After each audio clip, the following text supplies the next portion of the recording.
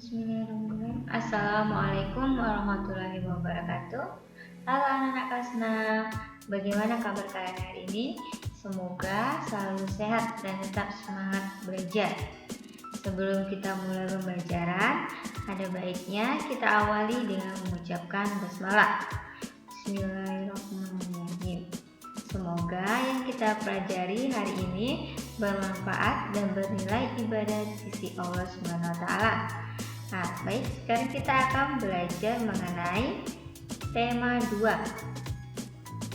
Tema 2, persatuan dalam perbedaan. Subtema 3, bersatu kita teguh. Nah, sekarang kita akan belajar pembelajaran 2, di mana tujuan pembelajaran yang pertama, setelah mengamati gambar, siswa mampu menyebutkan manfaat persatuan dalam kehidupan Negara Kesatuan Republik Indonesia atau NKRI dengan benar. Yang kedua, setelah berdiskusi, siswa mampu menulis cerita tentang persatuan dalam kehidupan sehari-hari dan manfaatnya dengan detail. Yang ketiga, setelah membaca informasi tari indang, siswa mampu menyebutkan pola lantai tariannya dan langkah gerakan pola dengan benar. Yang keempat, setelah berdiskusi, siswa mampu mempraktikkan pola lantai tari indang dengan benar. Ya, kita masuk pelajaran. Amati gambar berikut. Ini seorang pelajar yang merasa kemerdekaan Indonesia. Sejarah menunjukkan bahwa bangsa Indonesia berhasil meraih kemerdekaan karena adanya persatuan-kesatuan tersebut. Meskipun terdiri dari suku, bangsa, budaya, dan agama, bangsa Indonesia mampu bersatu dan mengalahkan para penjajah untuk mencapai persatuan-kesatuan tersebut. Diperlukan adanya kerukunan perbedaan disatukan dalam kerukunan dapat menjadi kekuatan suatu bangsa. Jika bangsa Indonesia bersatu, kita akan mudah menjaga kekayaan sumber daya alam dan budaya yang kita miliki agar tidak diambil atau diakui negara lain. Peribahasa yang berbunyi bersatu kita teguh, bercerai kita runtuh sangat sesuai dengan persatuan dalam perbedaan yang ada di Indonesia. Peribahasa tersebut memiliki arti suatu bangsa akan menjadi kuat dan semakin maju jika bersatu dan tidak terpecah belah. Menjaga persatuan-kesatuan bangsa adalah kewajiban setiap warga negara. Jika persatuan-kesatuan tidak dijaga, akan menimbulkan perselisihan yang akan memecah belah bangsa Indonesia. Nah, berikutnya adalah manfaat persatuan-kesatuan bangsa Indonesia sebagai berikut. Yang pertama, bangsa Indonesia menjadi bangsa yang kuat dan maju. Nah, itu yang setelah untuk melawan para penjajah. Yang kedua, pembangunan nasional akan berjalan dengan lancar, aman, dan cepat. Yang ketiga, kesejahteraan masyarakat akan tercapai secara adil dan seimbang. Yang keempat, bangsa Indonesia terhindar dari perselisihan yang berakar pada perbedaan suku, budaya, serta agama. Yang kelima, persaudaraan antar warga terjalin semakin erat. Nah, di sini adalah teks berikut, ayo kita baca. Menjaga persatuan dan kesatuan bangsa merupakan kewajiban seluruh rakyat Indonesia. Karena negara kita terdiri atas berbagai suku, agama, dan ras. Persatuan dan kesatuan merupakan hal yang sangat penting baik dalam rangka merebut, mempertahankan, maupun mengisi kemerdekaan. Bersatu kita teguh mengandung makna menyatunya berbagai unsur dan perbedaan yang ada menjadi suatu kesatuan yang utuh dan serasi sehingga muncul suatu kekuatan. Bangsa Indonesia telah membuktikan bahwa dengan persatuan dan kesatuan kita mampu menghadapi penjajah dan akhirnya meraih kemerdekaan. Nah, dari bacaan ini kita mempunyai makna persatuan tidak membedakan budaya, suku, dan ras.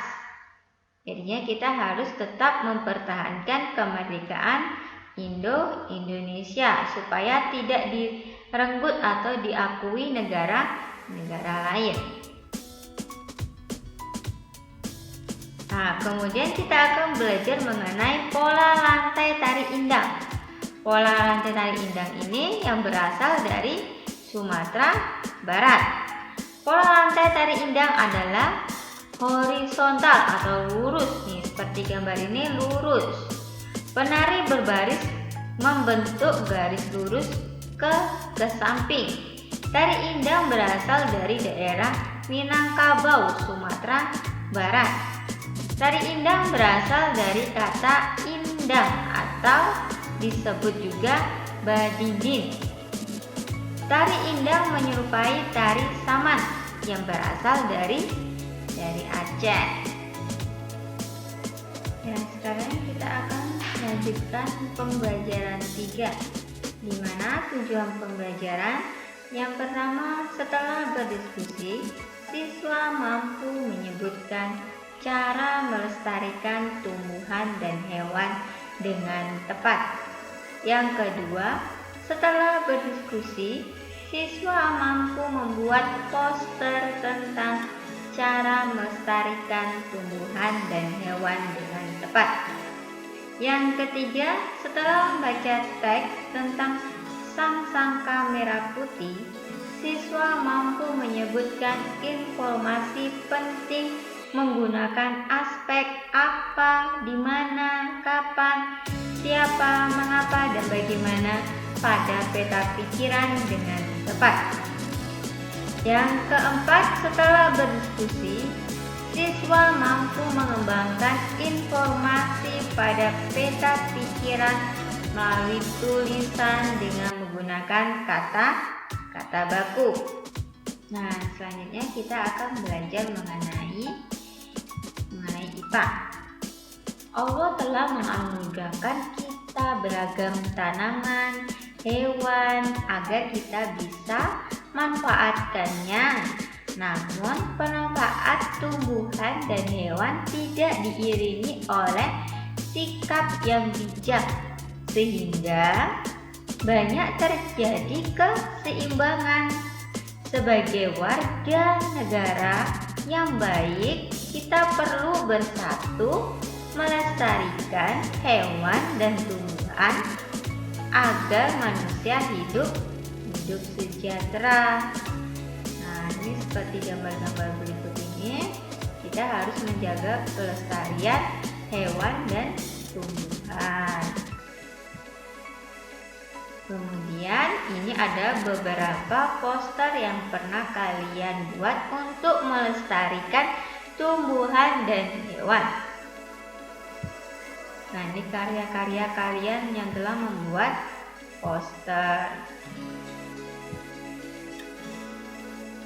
Nah, sekarang kalian pilihlah satu tumbuhan atau hewan yang menurutmu perlu dilestarikan. Buatlah poster untuk mengajak seluruh warga sekolah bergerak hatinya untuk melestarikan tumbuhan atau hewan. Kamu bisa mempelajari poster yang ada berikut ini. Misalnya, tanam pohon di bumi untuk masa depan kami. Nah, ini posternya tulisannya mengajak warga negara Indonesia untuk menanam pohon untuk masa depan kita supaya tidak terjadi bangunan-bangunan seperti ini. Nah, seperti ini contoh-contohnya. Kalian bisa membuat lagi contoh-contoh poster tentang melestarikan tanaman dan hewan. Kemudian kita akan belajar mengenai IPS. Persatuan dalam dapat membawa kebaikan. Begitu pula dalam belajar, kamu akan bekerja sama dengan temanmu agar tulisanmu dapat lebih baik. Bacalah teks berikut ini. Nah, setiap hari Senin kalian mengibarkan sangka merah putih atau upacara bendera. Nah, di sini adalah sangka merah putih merupakan sebutan bagi bendera nasional Indonesia. Warna merah putih memiliki makna. Merah berarti berani dan putih berarti suci. Merah melambangkan tubuh manusia, sedangkan putih melambangkan jiwa manusia. Keduanya sangat penting dan saling melengkapi. Kemudian, bendera pusaka dibuat oleh Ibu Fatmawati, istri Presiden Soekarno pada tahun 1944. Bahan bendera terbuat dari katun Jepang dengan ukuran 276 cm dikali 200 cm. Sejak tahun 1946 sampai dengan 1968, bendera tersebut hanya dikibarkan pada setiap hari ulang tahun kemerdekaan Republik Indonesia. Karena usianya yang sudah tua, sangka merah putih berakhir tersebut kali berkibar pada tahun 1969. Bendera disimpan di Museum Nasional. Pemerintah kemudian membuat bendera duplikat dengan ukuran 300 cm dikali 200 cm. Nah, dari bacaan itu isilah peta pikiran berdasarkan bacaan sang sangka merah putih dengan kata, aspek apa, mengapa, siapa, bagaimana, kapan, dan di mana. Nah, hari ini video pembelajarannya cukup sampai di sini. Semoga yang saya kasihkan bermanfaat dan bernilai ibadah di sisi Allah Subhanahu wa Ta'ala. Untuk mengakhiri pembelajaran kita, ada baiknya kita akhiri dengan mengucapkan hamdalah. Alhamdulillahirabbil alamin. Sekian, wassalamualaikum warahmatullahi wabarakatuh.